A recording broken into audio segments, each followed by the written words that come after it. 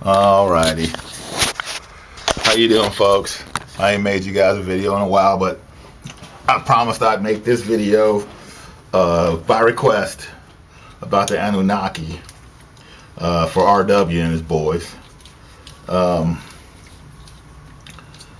I guess I'm going to have to start making more videos because it's a bunch of dumb motherfuckers making videos. They have no idea what the fuck they talking about. So, you know, I guess it's my duty to do it. But anyway, so I make this video about the Anunnaki. And now, everything we know about the Anunnaki comes from Zecharia Sitchin. And he's a guy who is versed in many different ancient languages. And allegedly, and he interpreted the Sumerian text.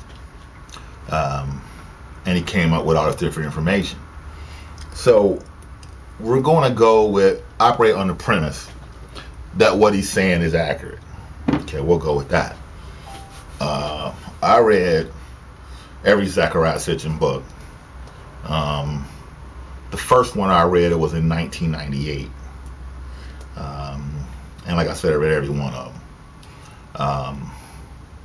And he just basically talks about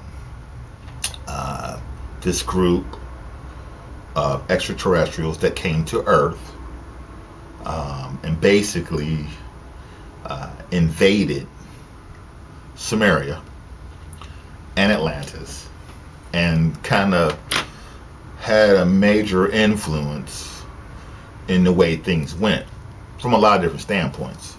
Now, Zecharia Sitchin has never said that the Anunnaki are reptilians.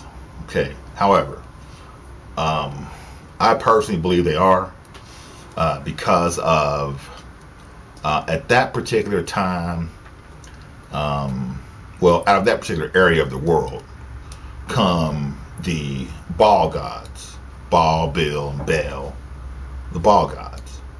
And those guys were always associated with demonic surroundings, activity, and of course, if it's demonic, it's reptilian. So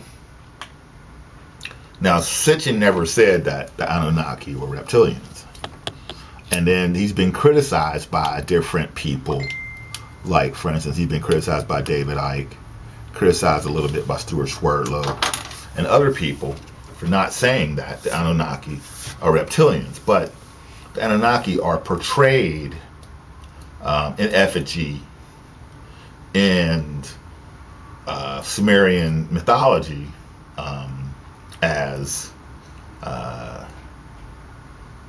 having, feathers, wings, clawed feet, and stuff like that.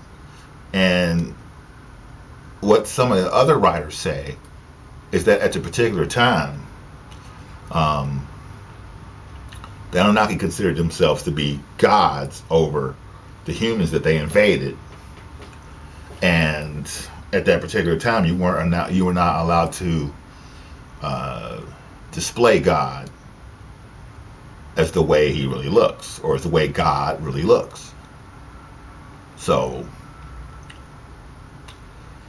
then, if you study evolution on the planet, according to evolution, reptilians come from agrarian species, or birds. They actually evolved from birds. And the Anunnaki are notoriously portrayed as birds. Have, hybrid humanoid birds. So I'm going to say that the Anunnaki are reptilians. And that there's 3 types of reptilians that assail the earth. And the 3 types are the Anunnaki, who are very scientific, but still predatory, but very scientific types. The Anunnaki would be more akin to the movie, remember the movie The Predator? That would be that would be what I would say the Anunnaki would look like. And then you've got the second type of reptilian is the Arrakisian reptilian, as displayed in Frank Herbert's movie series, Dune, as well as all the permutations of what a quote-unquote worm, W-O-R-M, W-Y-R-M, so there's a hybrid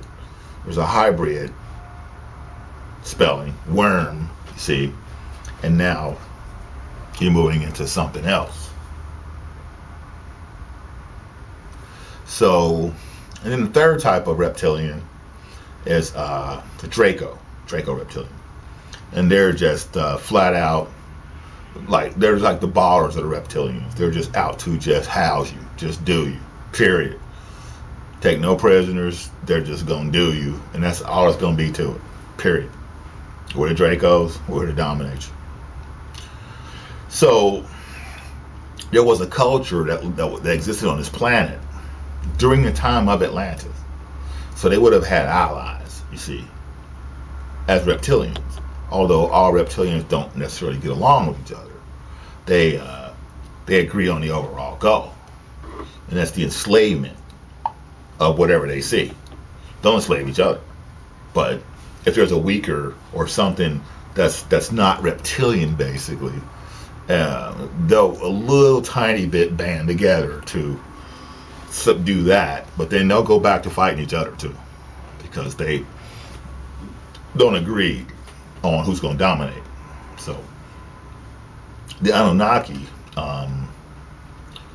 supposedly occupy this planet called Nibiru, and this planet's supposed to be the 12th planet in our solar system, but it has a really weird elliptical valence, and so allegedly it only comes into proximity of the planet Earth, close enough proximity for them to off planet from their planet, to come to this planet to do whatever they're going to do every 3,600 years. So, but you could also say 36,000. You see, or it could be 3,600. It's tough to say. So, allegedly, the Anunnaki come here and they wreak havoc on the humans that are here. They do all kind of genetic manipulations because they're more scientific like. So you had Enlil. Well, first of all, the total leader of all the Anunnaki from the Anunnaki planet is named Anu, like the supreme Anunnaki. Okay, like I'm the motherfucking Anunnaki man. I'm the man. You know what I mean? Okay, and then you have his sons, who are his two sons, who are Enlil and Enki. So Enlil is more like all the protocol. He's like the quintessential Nazi. All the protocols. Here's all the rules. They all have to be followed to the T. And even the things that motivate you become rules. And we can change those at any time. And he would have become the epithet, the substitute for, or the actual ball gods. And the Anunnaki did some things that were, quite nefarious.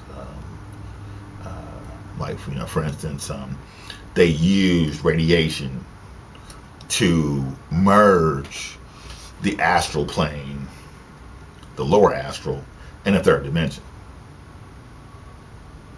Actual radiation. Okay. And like I said, they're very scientific. So, and what that means is when they merge the two planes, what they're trying to do is they're trying to make it so that entities that you would consider to be demonic can cross over into this plane and exist in physical bodies. And then of course, they can control things. Okay, they can subjugate and enslave humans. So that's supposedly what was going on. Then you read in the Bible a lot about Samaria. Um, Urek, uh, um, all over the quote unquote Middle East. So um, that's very poignant, important, the most important area, really, of the Bible. So, I mean, Abraham was even supposedly born at Ur. Okay. So, um, then you had Enki. And Enki also had a wife, and his wife's name is Harsag. And they were like the chief scientists of the Anunnaki. However, Enki was also the actual heir to the throne. But because of the way that they go by, and the Anunnaki go by like this, that the half sister of the monarch is the one that passes on the bloodline. So supposedly, Enki was the one that was born in the correct sequence to the half sister of the proper monarch. Okay, from their planet. So he was supposedly the one in line for the heir to the throne from Anu, his father. However, Enlil protested it and went through a bunch of rigmarole, and so it was never really clear after all of his protestations and opposition to Enki having the throne outright like that. So at one point it went over to Enlil, then it went back to Enki, then went back to Enlil, and it appears that maybe Enki was smarter or a little more powerful in the sense of analytical prowess and scientific ability than Enlil, but that Enlil was more treacherous and more ruthless than Enki was. So Enki and his wife Harsag, they took up residence on the planet in southern Africa, and that's called, according to them, that's called the Apsu, APSU or ABSU or ABZU, and that's in Eden. So the Anunnaki basically coined the term Eden, or they plagiarized the term Eden from the Zapotecs. And Eden just means a headquarters, you see. So you had the Eden in southern Africa. You had an Eden in Ethiopia. Another Eden in the area that later became Kemet or Egypt. You had Edens in Mesopotamia. You had them in just throughout what you would call the Middle East. So, for instance, one of the headquarters, one of the Edens, would have been at Baalbek in the Lebanon. And that was a landing corridor between two points that the ships flew down to land. And so if the story is correct, and they came every 3,600 years, then they would have been seriously wreaking havoc on the ancient world, because Atlantis was founded at 268,000 BCE. Sumeria was founded at 242,000 BCE. And Kush, the Kush Empire in Ethiopia and Sudan, was founded at about 265,000 BCE. So they would have been coming trying to dominate all of that. But the problem is that they would have met great opposition from the Atlanteans, because the Atlanteans had technology to deal with them. But at the same time, they are reptilians, and they are high technologically advanced. So they also have technology that has to be learned by the opposition. Like, how does that shit work? You see? So a lot of that stuff went on for years and years and years. And then at some point, they kind of gained control in certain areas, the Anunnaki. And they started performing genetic manipulations on the humans. And these genetic manipulations led to some things that had to occur, to make a long story short. And one of the things that had to occur was the separation of the sexes. So, in the Abzu in southern Africa, Enki and his wife named Harsag, they searched for ways to adequately perform this activity. And they figured it out. They went through several different trials, clinical trials, to get it to work properly. They would take the egg from a human female, then they would germinate that with the sperm from an Anunnaki male, and then they would put it in a petri dish with some chemicals and stuff, and then they would put it inside the human female, try it, then they put it inside the Anunnaki female and try it, and see what the progeny was, how it was when it came out. And all these experiments, they wound up not really being completely desirable. And what wound up working was they took the egg from a human female, the sperm from an Anunnaki male, and they put that egg inside of a human female to gestate for the 9 months. And that came out, and they liked it. So they let that grow. They let that go through whatever it was going to go through, and become a full-fledged being and all that. But then these beings were a little too enlightened. They were too hard to control. So Enlil ordered that they all be destroyed. So you had a story in the Bible of God destroying all the creations He just made. Okay, that's that story. So they were all destroyed, and you hear that story of the cherubim with the flaming sword in the Garden of Eden running around killing the humans. That's that story.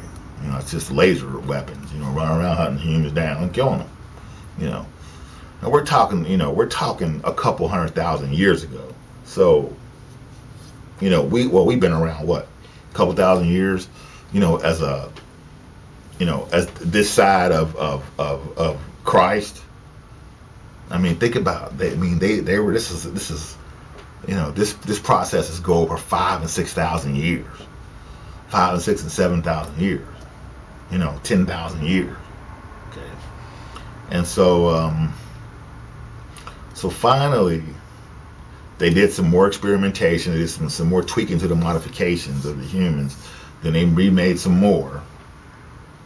And what they didn't like about the first ones that they made, the complaint was metaphorical in the Bible, is that, or metaphorical in the Sumerian text, is that they had the sight of the gods. In other words, they were too bright. They were too enlightened. They didn't like the fact that they weren't dumbed down. Much like that's being done to humans today on this planet, just dumbing them down. So they had them remade, and this time they used they used certain genetics, and these genetics they made they kept making primates. That what we call primates. It was some, it was, that's a long story too, but they kept using the genetics in such a way that it produced primates. And they finally came up with a strain that they liked, and they produced that.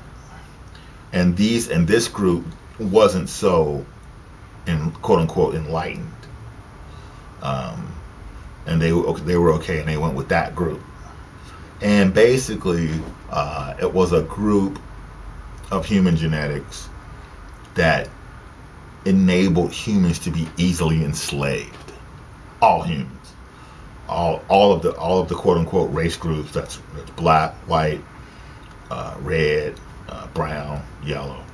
That they all were easily enslaved. They were okay with that. They liked that. So, in other words, through repetition, through certain manipulations, they could easily control them, and that's what they did. And so, coming forward,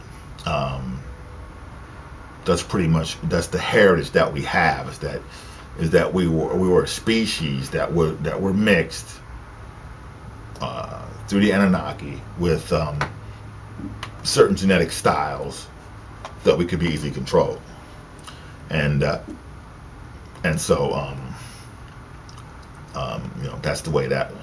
Then there's lots of other stories about the Anunnaki, upon them returning, that they got into various fights, various wars with some group that was here that were able to deal with them. And of course, that group was the Zapotecs. Now, you call those people in the Star Wars movies the Jedi or whatever, and you think that they come from a different planet. But if you look at the folklore of ancient Kemet, you'll see that the Angeti and the Angedi are in the folklore. And even one of the Anunnaki gods named Dumuzi was interred in the Great Pyramid for over 100 years as a prison sentence. And then you had some people were trying to kill him, so they're trying to blow up the Great Pyramid. And then some people were trying to free him, some Anunnaki, so they were trying to blow up the Great Pyramid too. And that's why, when you really, really study it, you hear people say that it seemed like the pyramids have been burnt. They've been burnt on the inside. There's been fires on the inside of it, and explosions have taken place, and other kind of stuff, because that all comes from those ancient times. So,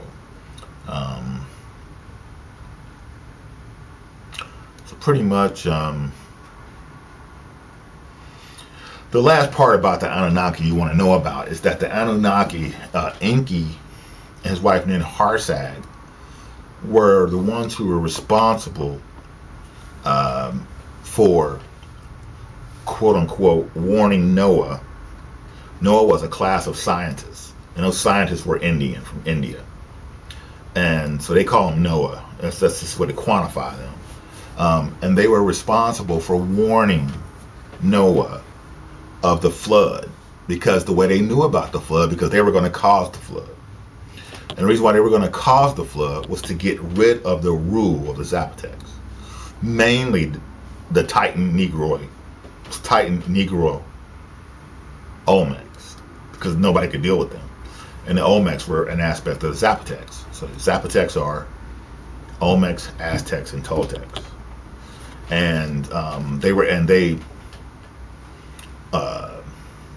wiped off the face of the planet the continent of Lemuria, which was completely a reptilian society. So they were going to destroy the planet just to get rid of the Zapotecs. And so Enki and his wife Ninhursag, they warned the Noah scientists that was coming. So they weren't supposed to. It was against the edict and the directives that had came down from Anu, as well as the entire council of Anunnaki, and especially Enlil, who despise humans anyway. So that's pretty much a good story of the Anunnaki. There's a little more to it, but that's good enough.